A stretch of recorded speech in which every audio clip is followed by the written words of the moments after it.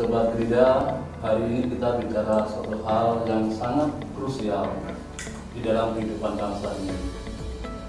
Kita tahu, milenial, generasi muda, pelajar dan mahasiswa merupakan sebuah representasi dari sebuah harapan bangsa. Mereka harus kita jaga, mereka harus kita berikan ruang yang cukup, dan mereka harus kreatif dengan untuk mengarah ke depan. Karena mereka adalah pilar bangsa. Kehilangan satu dari mereka, kehilangan satu pilar bangsa seperti itu. Kita tahu, narkoba, suatu kata yang sangat jahat, suatu kata yang sangat kejam di telinga kita. Dan pemerintah Indonesia tidak main-main dalam hal ini. Terbentuklah sebuah lembaga non-pemerintahan yang dinamakan BNN, Badan Narkotika Nasional. Kita tahu kasus besar dulu baru naik, di mana negara-negara ingin memperjuangkan mereka lepas dari hukuman mati. Tapi apa yang dilakukan oleh Bapak Presiden kita, pemerintah, tidak ada toleransi sejengkal pun dalam hal ini. Ini merupakan sebuah megapole diplomasi untuk memberikan pesan ke dunia, jangan main-main di Indonesia. Tidak ada toleransi dan tawar-menawar. Sobat Gerida, narkoba harus kita hilangkan. 3,7 juta jiwa terjerumus dalam narkoba. 2,3 juta adalah remaja. Mungkin data ini bisa dikoreksi. Sobat Gerida, luar biasa hari ini kita akan berbicara tentang masa depan bangsa, dan kami Studio Gerida telah mengundang pihak BNN selaku lembaga institusi yang punya wewenang sebagai trigger buat kita semuanya memberantas narkoba dan bangsa. Tema kita hari ini melawan narkoba, selamatkan generasi muda.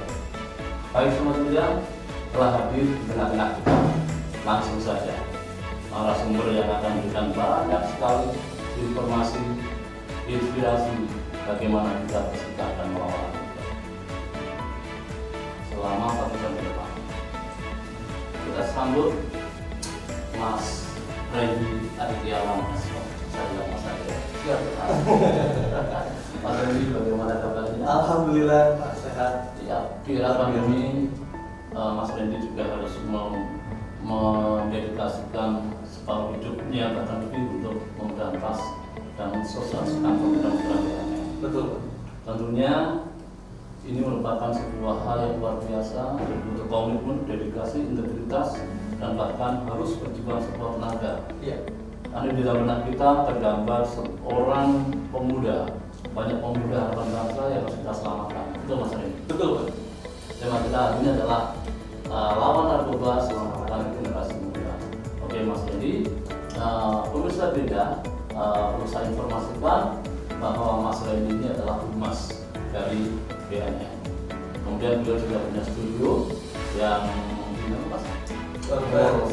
studio profiling produk ataupun apa. Nah, Iya. Mas Randy mungkin bisa digunakan sisi lain dari Mas Randy, alamat, status, Oke, selamat pagi, selamat siang semuanya. Perkenalkan saya Randy Aditya. Kebetulan kami di BNN Kota Kediri bekerja sebagai penyuluh sekaligus merangkap sebagai staf humas. Untuk keseharian kami selain di BNN, kami juga punya namanya Warfare Studio di Kota Kediri. Kebetulan ini bergerak dalam hal dokumentasi wedding, kemudian kami juga mengerjakan video program publik. Ya ini sampingan kami Pak.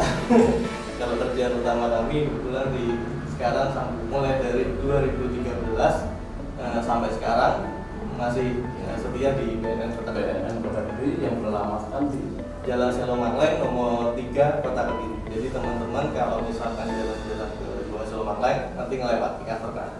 Jadi kalau mau ke BNN Kota Kediri nggak harus jadi pecandu narkoba dulu. Kalau mau main ke kami, tanya-tanya menggali lebih dalam informasi tentang narkoba, monggo silakan. Atau mau sharing, silakan. Kami membuka pintu selebar-lebar. Baik, Sobat Bida, BNN Kota Kediri itu merupakan sebuah lembaga yang luar biasa. Saya pernah mengurus bebas narkoba, Pak. Mas Freddy di sana dan luar biasa. Pelayanannya sangat cepat dan bisa dikatakan hanya sedikit biaya karena harus membeli dan untuk pemeriksanya gratis. Ini kami sampaikan bahwa BNN memang total sudah memberikan sebuah pelayanan kepada masyarakat. Baik, Sobat Bida, narkoba adalah narkotik, kemudian psikotropik dan zat-zat yang berbahaya. Kemudian ada lagi yang dinamakan massa, narkotik, psikotropik dan zat yang lain. Untuk lebih mendalami dan mengerti apa sih narkoba, kemudian gejala-gejalanya, tentunya nanti kita akan bicara ke dimensi yang lebih dalam dengan Mas Redi dari Humas BNN. Pertama, di sesi ini Mas Redi, saya ingin menanyakan tentang profil visi-misi dari sebuah lembaga, karena kita tahu lembaga harus punya sebuah misi, misi atau visi dan misi, kemudian langkah aksi. Di dalam bervisi tentunya mempunyai namanya future plan, kemudian ditentukan barriernya, kemudian ditentukan aktualisasinya seperti apa. Baiklah, berikutnya saya mohon Mas Redi berikan visi misi dan langkah aksi atau program-program yang ada di BNN. Ya, kami akan menjelaskan terkait BNN Kota Kediri, yang mana BNN Kota Kediri juga punya visi misi yang hampir sama dengan BNN yang ada di pusat, yaitu BNN Republik Indonesia. Di mana Badan Narkotika Nasional atau yang disingkat sebagai BNN itu merupakan lembaga non kementerian yang mempunyai visi menjadi lembaga profesional sebagai mampu menggerakkan mampu menggerakkan seluruh komponen masyarakat bangsa dan negara Indonesia dalam melaksanakan P4GM atau kepanjangannya yaitu pencegahan, pemberantasan, penyalahgunaan dan peredaran gelap narkoba. Jadi istilah narkoba itu sebenarnya sama dengan nafsa, Bapak. Jadi beda penggunaan aja. Kalau di BNN kami lebih familiar dengan istilah narkoba. Mungkin kalau nafsa di medis itu lebih menggunakan istilah nafsa. Yang mana di dalam narkoba sendiri itu luas. Jadi ada narkotika, ada psikotropika dan bahan berbahaya lainnya. Kalau ada yang pernah dengar istilah prekursor itu sebenarnya bahan-bahan yang digunakan dalam produksi narkoba itu sendiri. Jadi kalau di BNN sebenarnya yang paling intens kita tangani yaitu narkotika dan psikotropika. Yang paling banyak beredar di wilayah kita, Kota Kediri. Kemarin kami di tahun ini juga, tahun 2020, kita berhasil mengungkap kasus yaitu peredaran ganja, yang mana ganja atau sering orang bilang marijuana ini asalnya kan dari tanaman ganja yang di negara kita juga tumbuh subur. Paling banyak mungkin teman-teman tahu semuanya di daerah Aceh ini. Di sana sulit untuk kita mengawasi, benar-benar mengawasi pertumbuhan ganja itu sendiri, yang mana di sana masih banyak hutan, gunung-gunung yang mana petugas nggak mungkin ngawasi satu persatu. Nah itu kebanyakan masuk ke kita. Ketika masuk ke kita itu bentuknya sudah dalam bentuk kering, itu siap konsumsi. Nah yang paling ngetren sekarang kan istilahnya yaitu orang jual beli nggak kayak dulu kan tadi ini. Kita datang ke orangnya atau datang ke tokonya beli ya, atau menemui orangnya beli barangnya. Kalau sekarang bisa melalui media online, terungkap kemarin online. Jadi dia belinya melalui marketplace online. Di sana ditutupi, jadi bukan dia masang gambar ganja atau enggak, tapi dalam bentuk benda sepatu. Jadi si anak ini dia merupakan mahasiswa aktif di Kota Kediri. Tersangkanya dia beli online, dulunya beli sepatu, ketika sampai yang datang ganja. Jadi banyak cara ya, kenal dulu bagaimana memasarkan produk itu. Dan saya dengar ini ada produk narkoba itu yang terbuat dan terbentuk seperti permen. Betul. Yang tulisan datang dari negara adidaya. Iya betul, dari Amerika. Betul. Narkoba yang ditemukan di Jawa Tengah adalah jenis THC atau tetrahydrocannabinol dikirim dari Amerika berbentuk permen dan cairan. Nah, ini biasanya ditemukan di dalam kandungan tembakau gorila dan saat ini banyak beredar di daerah Jawa Tengah, terutama di Tegal, di Kendal, dan di Semarang. Khusus untuk narkoba yang berbentuk permen dan cairan ini, kita selalu harus waspada dan mengingatkan para orang tua, terutama untuk mengawasi anak-anak kita, supaya jangan sampai mengkonsumsi narkoba berupa permen ini. Nah, kita harus pastikan supaya apa yang mereka makan dan minum bebas dari narkoba. Jadi itu boleh dikatakan sintetis. Jadi semi sintetis. Jadi itu merupakan turunannya dari ganja. Marijuana, kemudian sama dia diolah lagi, ya jadi lagi. Kalau di kami kan kemarin pernah ramai di Indonesia yaitu bilangnya apa namanya? Gorila, tembakau gorila ya. Nah, itu yang ramai kemarin. Yang dari rokok gitu. Iya, bilangnya dia ketika menjualnya tembakau super. Ada yang bilang ngasih nama lain tembakau gorila, macam-macam Bapak. Jadi itu tergantung dari si penjualnya sendiri. Nah, bahkan ada yang namanya sisifon gitu, yang terbuat kayak perangko. Iya betul. Cara penggunaannya itu dijilat itu dalam beberapa menit atau detik dia sudah ada efeknya.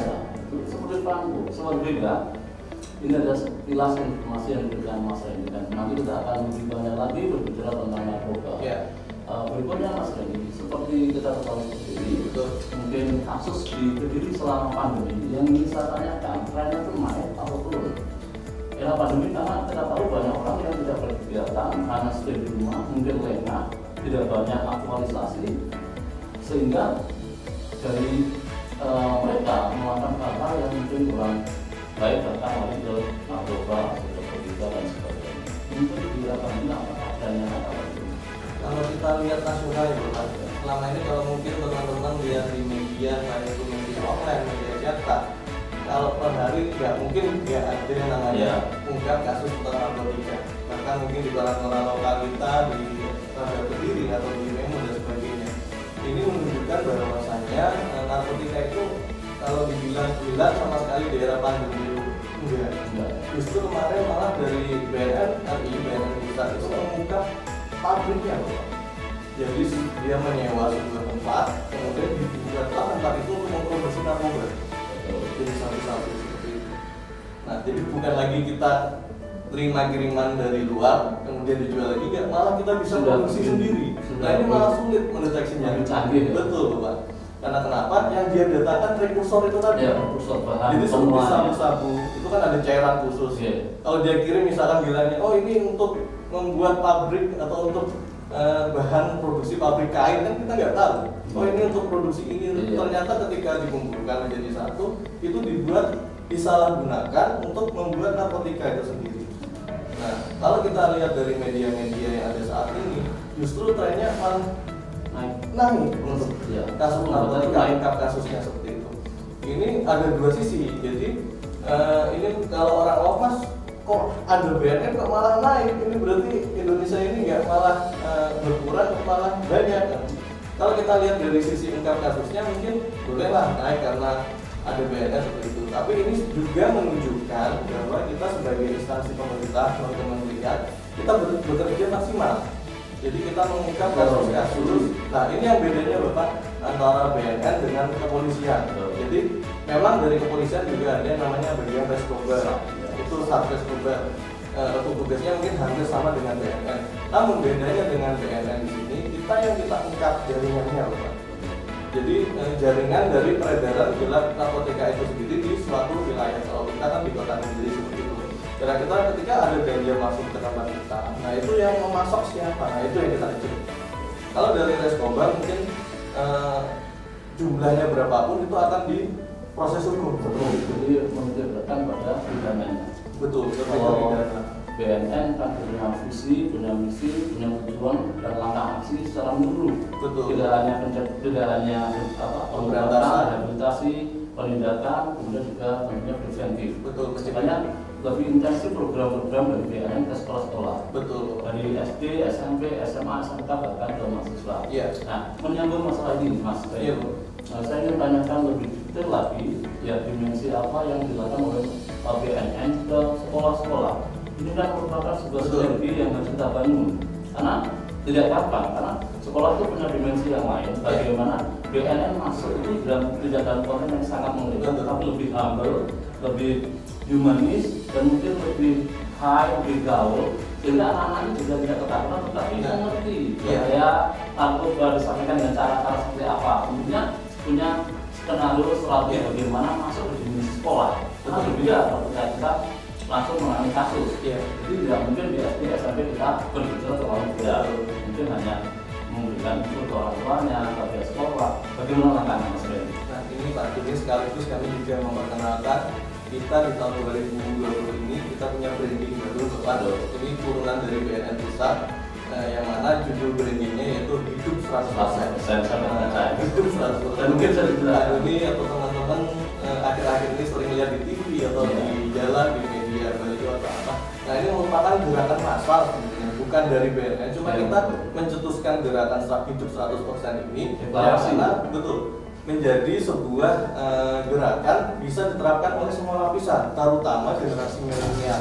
Yang mana milenial ini kan lebih dikenal dengan generasi muda yang semangat dan percaya diri seperti itu. Nah, kalau dulu mungkin kita lebih ke hal jangan dekati narkoba, stop narkoba, jauhi narkoba, lawan narkoba. Nah, itu kita ganti dengan Hidup 100%.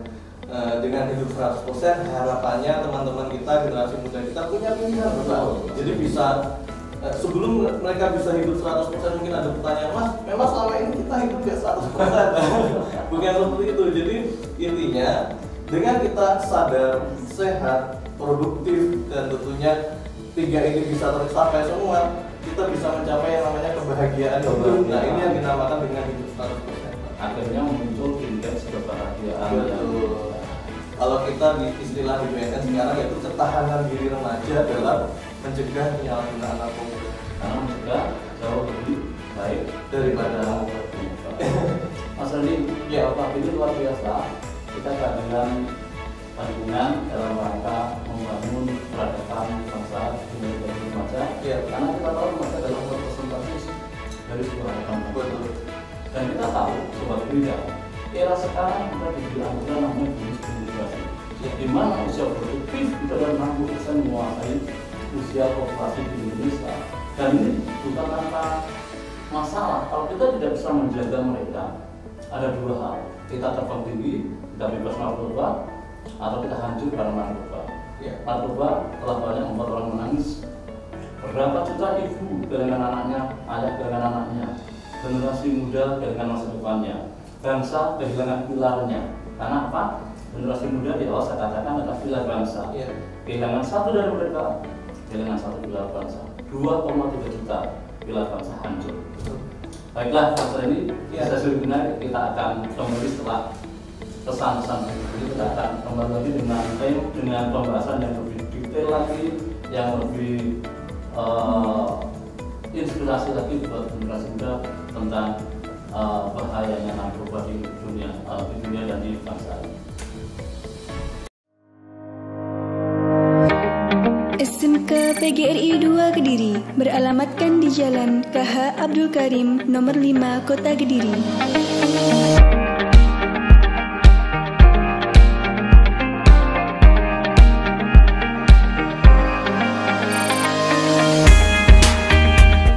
Fasilitas belajar yang sangat memadai, laboratorium komputer dengan ruang kelas yang nyaman, serta dilengkapi dengan LCD proyektor. Dengan program keahlian, administrasi perkantoran, akuntansi, pemasaran, multimedia, jasa boga, dan pertanian.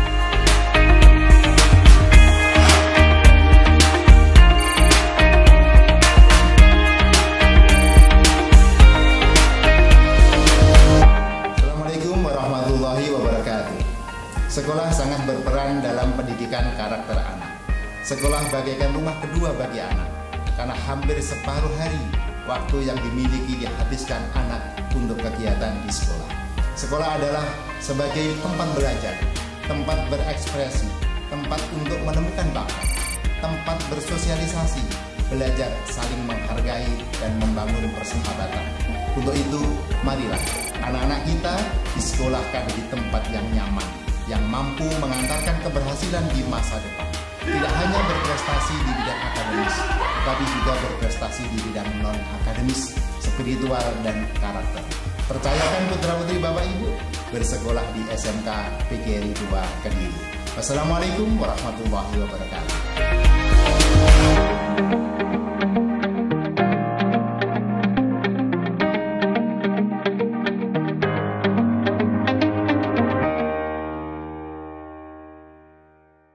Sobat Bida, kembali dengan saya Dari Cahyokulo, tuan rumah Berbeda Sekolah, masih di program Lawan Narkoba, Selamatkan Generasi Muda, bekerjasama dengan BNN dan para pemuda yang luar biasa, Mas Redi Aditya. Sobat Bida, narkoba adalah sebuah monster. Untuk itu, saya ingin menanyakan sisi-sisi lain. Kita tidak berbicara tentang hukuman, saya ingin menanyakan tentang rehabilitation, karena rehabilitasi juga merupakan hal yang diperlukan. Pada dasarnya kita tidak korban dan mungkin juga sindikat dan sebagainya. Tolong dijelaskan Mas Redi, syarat-syarat apa bagi orang yang terindikasi dan tertangkap menggunakan narkoba bisa direhabilitasi, dan kemungkinan juga mungkin mereka harus menjalankan hukuman. Mungkin ada klasifikasi teror itu di mana tempatnya? Ya, Pak Dudi. Oke, terima kasih. Jadi di BNN Kota Kediri saat ini kita sudah punya yang namanya IPWM, Institusi Penerima Wajib Lapor. Ini bertempat di BNN Kota Kediri sendiri. Kemudian untuk swastanya kita juga bekerja sama dengan Eklesia Kediri Foundation, IPWL juga tempatnya di daerah Ujung sana. Untuk IPWL yang di BNN Kota Kediri sendiri kita punya namanya TAT, Tim Asesmen Terpadu, yang mana di dalam tim ini isinya yaitu ada dari unsur Polri-nya, Polres Kediri Kota, kemudian ada dari kejaksaannya, kemudian juga ada dari medis tentunya diisi oleh BNN sendiri, kemudian pengawasannya juga langsung oleh Kepala BNN Kota Kediri yang saat ini dijabat oleh AKBP Binawaris. Nah, untuk teknisnya seperti apa? Jadi ketika ada seseorang mungkin dia lagi di tempat hiburan, kemudian ada razia, dilakukan misalnya sikat tes urin, nah ini ketika dia dites urin kemudian muncul positif dia mengkonsumsi narkotika. Nah, oleh pihak kepolisian kan biasanya lebih ke sanksi hukum. Namun untuk Kota Kediri saat ini kita punya namanya tim TAT itu tersebut, yang mana sebelum dia dijatuhkan sebuah hukuman, apakah dia harus dipenjara ataupun direhabilitasi. Jadi di sini rehabilitasi itu sendiri sebenarnya bukan sebuah kartu bebas, bukan. Jadi dia sebenarnya juga hukuman atau sanksi, tapi lebih manusiawi, Pak. Daripada dia dimasukkan ke dalam penjara, yang mana kita tahu orang pengguna itu kalau istilah di kami orang yang sakit, dia perlu diobati agar dia lepas dari kecanduannya. Nah, setelah dia masuk ke tim TAT, di sana dia akan dilakukan asesmen yang lebih intens. Apakah dia murni menyalahgunakan narkoba atau dia mungkin terlibat dalam suatu jaringan. Nah, jadi dia selain pakai sendiri, dia juga jual. Kalau istilahnya dia dua rangkap itu, selain pemakai dan menjual, itu sulit untuk dilakukan rehabilitasi. Karena dia itu dilakukan ke proses hukum. Lebih ke proses hukum. Namun ketika dia murni seorang pengguna, jadi dia beli murni digunakan untuk dirinya sendiri, yang mana beberapa akhir ini kan banyak artis-artis kita yang kena.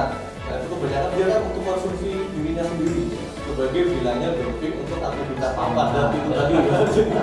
Karena kita tahu ketika sabu ini ketika dikonsumsi oleh orang, rasa lelah, rasa ngantuk, rasa lapar itu hilang, tapi sifatnya sementara.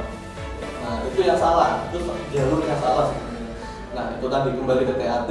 Nah, setelah dia dilakukan asesmen itu tadi dan terbukti dia murni pengguna, nanti akan keluar yang namanya surat rekomendasi untuk si bersangkutan dilakukan rehabilitasi seperti itu. Nah, untuk putusannya seperti apa nanti kembali ke pengadilan. Pengadilan. Jadi surat rekomendasi itu keluar dari tim TAP yang ada di BNN yang isinya gabungan tadi, itu sebagai pertimbangan hakim untuk menentukan apakah dia dihukum pidana, penjara, atau dia dilakukan rehabilitasi seperti itu. Oke, Mas Randy, ini ada pertanyaan lagi. Ya, Ketika ada seorang yang aktif pada penggunaan narkoba dan dengan sadar melaporkan diri, betul. nah ini bagaimana? Nah, kalau seperti ini justru malah istilahnya lebih mudah lagi. Karena kenapa? Misalkan si A, Mas, saya pengguna udah lama dan saya istilahnya obat ingin dilakukan rehabilitasi, dia lepas dari rasa kecanduan saya. Datang ke BNN mungkin dengan didampingi orang tua atau bisa datang sendiri Pak Joni. Jadi datang ke kantor kita di BNN Kota Kediri, Jalan Silomangan nomor 3, monggo silahkan. Itu justru akan kita bantu. Dan jalurnya ataupun prosesnya lebih mudah dari yang tertangkap pihak berwajib. Jadi dimungkinkan dan pihak BNN bisa memberikan sebuah bantuan betul apapun yang sangat positif dan mengenalkan kepada orang yang mau melaporkan karena ini sendiri. Itu luar biasa seperti dia. Ini sudah kita dapatkan banyak informasi tentang narkoba, tentang bahaya narkoba. Kita tahu bahwa era sekarang serba canggih dan BNN punya tugas yang sangat cukup berat dan tentunya peran kita semuanya, sekolah, SMK Kediri, mungkin lain waktu juga mungkin bisa bekerjasama dalam menangani, menekan, mencegah peredaran narkoba dengan memberikan banyak informasi. Baiklah, selanjutnya pertanyaan berikutnya Mas Randy. Saya ingin tanya, ciri-ciri apa orang yang terindikasi memakai narkoba? Sehingga kita sebagai guru, atau sebagai orang tua itu bisa melakukan langkah-langkah berikutnya dan bisa mengadakan komunikasi dan tahu bahwa anak tersebut ada suatu indikasi kena narkoba. Karena anak sekarang itu pintar-pintar, betul. Jangan ngeles saja dan kita kadang sibuk, dan kita less control. Kita masih bisa memberikan gambaran ciri-ciri apa yang bisa kita lihat sebagai indikasi atau dari awal anak orang. Kamu berapa hasil 124 kali 6? 744. Kamu berapa hasil 124 kali 6? 1 kali 4, 2 kali 4, 8, 3 kali 4. Agus?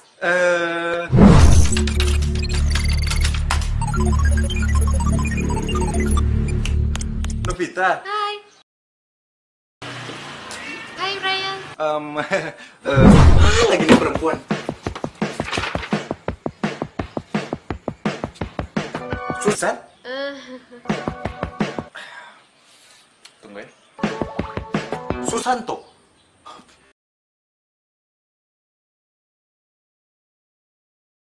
Jadi seorang pengguna atau istilah di kami kan penyalahguna narkoba. Jadi sebenarnya si narkoba ini nggak ada salahnya sebelum dia disalahgunakan atau diedarkan secara gelap. Karena dia juga punya manfaat. Ya. Jadi ketika seorang pemuda atau siswa menyalahgunakan narkoba, ini ada 3 tahapan. Jadi ada yang kecanduan ringan, ada yang kecanduan sedang, sama kecanduan berat. Nah, kalau sudah kecanduan berat, mungkin ini ciri-cirinya apa? Dari fisik, dari tingkat. Dan bahkan saya sering tanya kepada konselor kami yang di rehab, itu paling sering sampai temui apa Mbak? Aromanya Mas, jadi aroma pecandu ini khas katanya. Tapi dia berapa asam atau gimana? Dia punya aroma khas. Karena dia sering menyalahgunakan narkotika obat, berarti aroma-aroma obat seperti itu. Itu mungkin. Tapi kalau dia masuk kategori ringan dan sedang ini sulit. Karena kenapa? Penampilannya sama seperti kita. Atau mungkin perilaku itu. Nah, yang paling terlihat ini terjadi perubahan perilaku. Jadi mungkin para guru, teman-temannya sebangku, kemudian saudaranya, bapak ibunya yang di rumah mungkin tahu lebih dalam tentang anak ini. Saya tahu Mas, anak ini sikapnya nggak gitu. Tapi beberapa bulan ini berubah sikap dan itu terus, bukan berubah terus balik lagi ke normal, enggak. Jadi terjadi perubahan sikap dan itu sifatnya terus. Nah itu perlu diwaspadai dan paling banyak ditemui para pecandu narkoba ini sikapnya sering ngeles itu tadi, sering ngeles, sering bohong, dan dia ketika ditanya hal yang lebih pribadi yang menurut dia mengancam dia pas pakai narkoba misalkan biar nggak diketahui, itu bahkan biasanya lebih galak seperti itu, mungkin lebih temperamen, mungkin kita tahu mulai dari kata-katanya yang kotor atau sikapnya yang berani terhadap orang tua. Nah ini menjadi indikasi awal sebagai tolak ukur kita untuk menggali lebih dalam apakah dia berubah sikapnya karena narkotika atau mungkin ada masalah lain. Nah, seperti itu. Ya, kita tahu Mas Redi bahwa narkotika dan narkotika itu menurut yang saya baca itu asalnya adalah yang ada sesaat. Betul. Kalau yang psikotropika ada berulang-ulang. Ini dua hal yang sangat berbeda sebenarnya. Oke Mas Redi, berikutnya selain dari hasil kemudian gejala-gejala atau mungkin perilaku awal yang harus kita waspadai anak yang mungkin mengonsumsi narkoba. Saya ingin lebih masuk lagi bagaimana ya cara kita untuk menghindari peredaran narkoba, terutama yang dilakukan oleh teman, jadi teman mempengaruhi ke teman yang lain. Bagaimana caranya dan apa yang harus dilakukan ketika kita kena tekanan atau suatu rujukan atau mungkin suatu sindikat, itu apakah bisa langsung ke kepolisian atau lapor ke BNN, dan apa solusi dan langkah yang dilakukan ke BNN ketika ada anak yang tertekan, anak yang ingin menghindari dari jeratan narkoba. Ya, jadi kalau misalkan dari kita, Mas, saya ingin ketika saya bergaul, ketika saya beraktivitas, ketika ada orang menawari misalkan harus pakai suatu zat narkoba, cara nolaknya kan gimana? Kalau mungkin alam bawah sadarnya ketika dia tahu itu merupakan narkotika bisa kan? Oh saya nggak mau pakai kan? Ya betul. Permasalahannya sekarang narkoba nggak kayak dulu lagi Pak. Jadi dulu kan sabu-sabu bentuknya yang kita tahu kan kristal, warnanya bening itu. Kalau yang putih seperti itu namanya kristal atau heroin. Nah itu sulit sekarang. Kebanyakan sabu masuk ke kita. Nah itu sama pengguna pengedar saat ini bentuknya dirubah Pak. Jadi yang dulunya zat awalnya bentuknya seperti itu, sekarang dirubah. Ada yang tadi di awal kita sebut ada yang menyerupai permen. Kemudian di saat ini yang lagi ngetren yaitu namanya vape atau vapor. Itu rokok elektrik yang mana berupa cairan. Bisa Pak. Jadi sabu bisa dicairkan, disisipkan ke dalam sabu. Nah, kita kan nggak tahu itu benar-benar vapor yang untuk kita buat vape itu atau ada campurannya. Nah seperti itu. Jadi kebanyakan saat ini para pengedar itu justru dia memberikan secara cuma-cuma awalnya, dan itu kebanyakan nggak diketahui oleh si calon korban. Nah itu yang sulit. Dan dia sendiri sudah tahu targetnya, betul profilnya seperti apa. Nah ini baru dia sisipkan. Kebanyakan seperti itu yang ada di kita, dan di luar dari itu mungkin kebanyakan juga dari pergaulan. Jadi dia bergaul dengan suatu komunitas dan dia tahu komunitas itu menyalahgunakan zat narkoba tersebut dan dia tetap berada di komunitas tersebut, kebanyakan pasti ikut seperti itu. Kalau saran dari kami ya kalau bisa ketika ada hal seperti itu ya kita punya pilihan baik sama benar, salah sama yang baik kan, kita pilih yang baik saja seperti itu. Kalau misalkan teman-teman sudah keluar dari sana dan ada ancaman, ini bagaimana? Gue bisa laporkan kami ke BNN, bisa ke pihak polisian juga, karena ada undang-undang untuk perlindungan seperti itu. Apalagi kita menginformasikan terkait bandar ataupun pengedar narkoba. Nah itu nanti ada perlindungan khusus. Saksi, iya. Perlindungan saksi juga ada. Baik Mas Redi, kita akan masuk ke berikutnya. Sobat Beda, during our organizer works dan movement, selama kita diberikan pemikiran dan otak dan visi untuk membuat suatu kreativitas, inovasi, dan bertindak dan bekerja dan bergerak, nggak akan ada batasnya untuk meraih mimpi.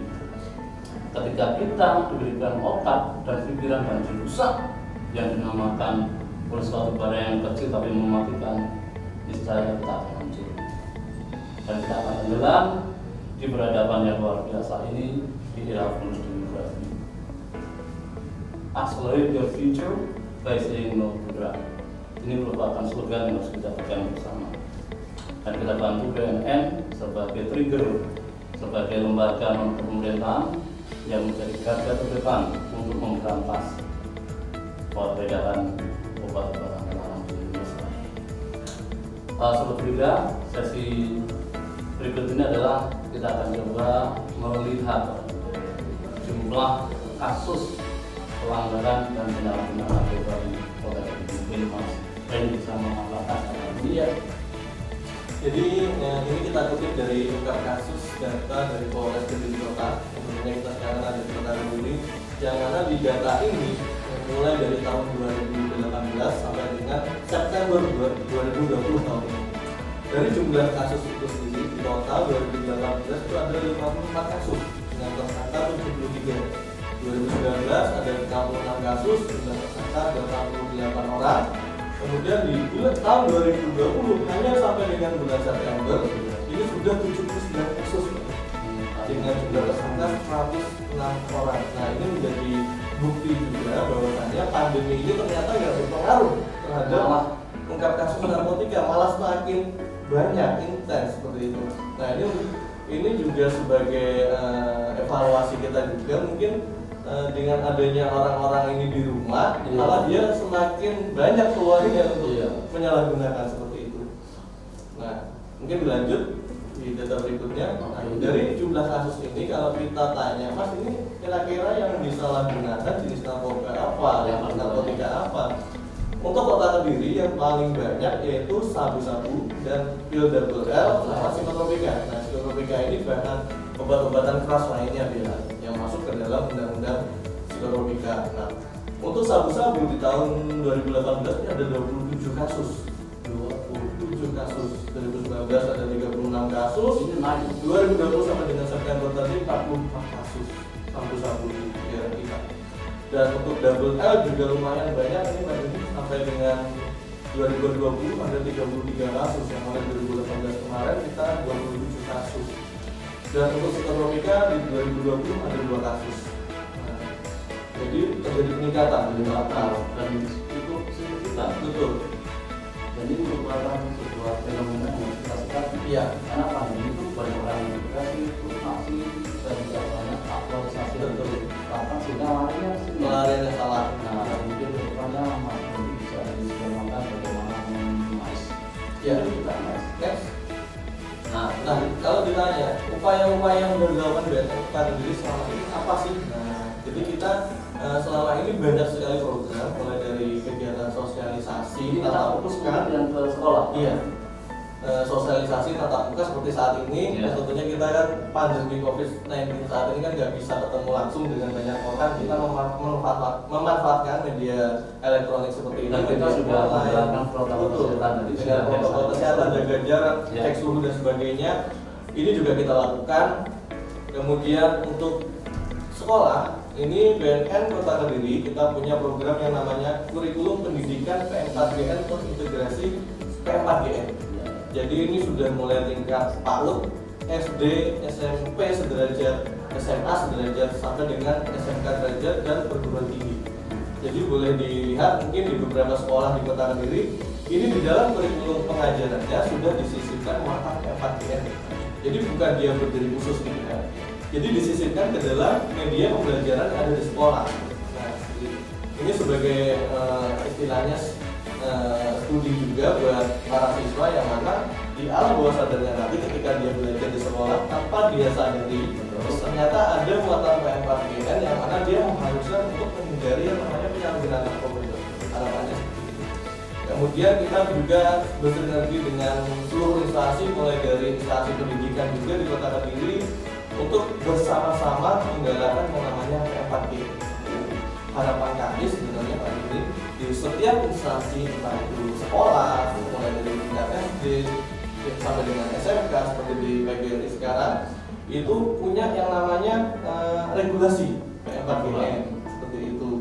Mungkin dari sekolah setiap tahun itu akan ada yang namanya tes urin secara acak kepada guru dan siswa seperti itu. Dan ini sudah berjalan di kita kan, kita sudah kerjasama beberapa tahun ini Bahkan tiap tahun setiap adanya siswa baru BNN pasti datang ke sini juga, penyuluhan, sosialisasi, dan selain itu harapan kami juga saat ini kita di pusat punya namanya REAN. Apa sih REAN? Jadi REAN itu merupakan rumah edukasi anti narkoba, sifatnya online. Nah, jadi teman-teman di sini generasi muda, anak-anak sekolah yang punya istilahnya jiwa seni. Nah, saya lintas di bidang fotografi, Mas. Saya di videografi, saya sukanya bikin tulisan, saya sukanya bikin musik. Semuanya kita tampung aja melalui REAN ini. Jadi nanti dari SMK PGRI juga mungkin bisa ke kami. Nanti kita akan buatkan akun khusus yang mana siswa-siswa yang ada di sini bisa upload di sana. Dan di sana nanti pasti ada yang namanya penghargaan bagi karya-karya terbaik. Dan alhamdulillah di tahun ini kita berhasil meraih 2 penghargaan di tingkat nasional sebetulnya kalau REAN ID, karena di bawah BNN Pusat yang mengelola tersebut. Nah, tahun ini kita berhasil memperoleh untuk lomba video tingkat nasional juara 1, Pak. Ini mewakili Kota Kediri, kemarin yang mewakili dari teman-teman mahasiswa yang ada di IAIN Kediri, Kota Kediri. Next. Nah, ini bentuk kurikulum kami yang ada di tingkat SD kemarin, juga diresmikan oleh Kepala Dinas Pendidikan, Kemenak, dan Kepala Cabang Dinas Pendidikan. Mas Redi, untuk SD ini yang tertarik untuk dari sosialisasi ataupun informasi di SD itu menekankan pada sisi apa? Kalau yang di SD, mereka relatif masih muda, jadi formalisasinya seperti apa? Mungkin berupa wawasan-wawasan apa mungkin bisa dijelaskan. Kalau di SD kan mungkin banyak pertanyaan, Mas, masa SD dikasih tahu beja gitu. Masa SD dikasih tahu bentuknya sabu-sabu gitu lah. Enggak seperti itu lah. Jadi kalau kita di pendidikan anak usia dini kan ya, masing-masing usia dini, ini kita lebih ke arah pilihan. Jadi mana yang boleh, mana yang tidak boleh, seperti itu. Sederhana itu. Jadi mulai sedini mungkin kita tekankan kepada para siswa ini untuk bisa memilih kira-kira mana yang bisa mereka ambil. Misalkan makanan yang tidak sehat dengan makanan sehat, nah seperti itu. Seperti itu ya. Itu arahnya. Nah, dari situlah harapannya ketika dia naik ke bangku berikutnya, ketika dia mengetahui yang namanya narkoba, kan narkoba itu tidak sehat untuk tubuh kan. Ya saya ambil. Harus ada fase-fase yang baru sebelum kan informasi ke pelajar. Terus bagaimana dengan sekolah di tingkat dasar, Mas Redi? Yang notabene sekolah sebagai stakeholder harus betul-betul peduli terhadap kesehatan makanan, terutama mohon maaf pedagang-pedagang yang dari luar. Karena banyak isu yang berkembang, katanya di SD ini di sekolah ini ada permen narkoba. Nah itu kan kita juga bertanya-tanya apakah itu benar atau itu hoax. Kalau untuk hoax kan ada sisi positifnya, kita harus waspada. Karena tidak semuanya hoax itu membuat kita tidak semua hoax lah. Contoh, ketika ada hoax penyebaran narkoba bla bla bla, ya kita harus waspada. Kita take the positive thing gitu. Bagaimana Mas Andi? Untuk narkoba itu sendiri di lingkungan sekolah kan saat ini mungkin juga menjadi kekhawatiran para orang tua, mungkin pengelola sekolah juga, guru dan kepala sekolah. Nah ini di beberapa sekolah kita juga memberikan pendekatan, tadi ini kita juga mengadakan MOU yang mana harapan kami sekolah ini justru membuat sebuah kantin sehat, mungkin biasanya seperti itu. Harapannya siswa itu nggak kemana-mana, dan juga mungkin kalau kesulitan Mas, kalau kantin nggak ada yang ngolah ini gimana? Nah kita memberi arahan kepada para guru, kepala sekolah untuk mendatangkan orang tua murid. Di sana kita diundang, dan di sana kita memberikan wawasan yang mana anak akan lebih sehat ketika mungkin dibawakan bekal dari utara. Dan nyambut dengan normal bahwa kita membawa namanya startup kit, kita membawa makanan sendiri di tempat tertentu bisa dilanjutkan, di follow up untuk mencegah anak jajan sembarangan, sehingga ada suatu tindakan yang pencegahan untuk meminimalisir bahaya-bahaya. Karena kita tahu mereka punya desain, mereka punya target, mereka punya akal, mereka punya strategi untuk memasarkan narkoba dengan segala cara. Dan kita harus cerdas dan mereka. Kan itu Mas Redi.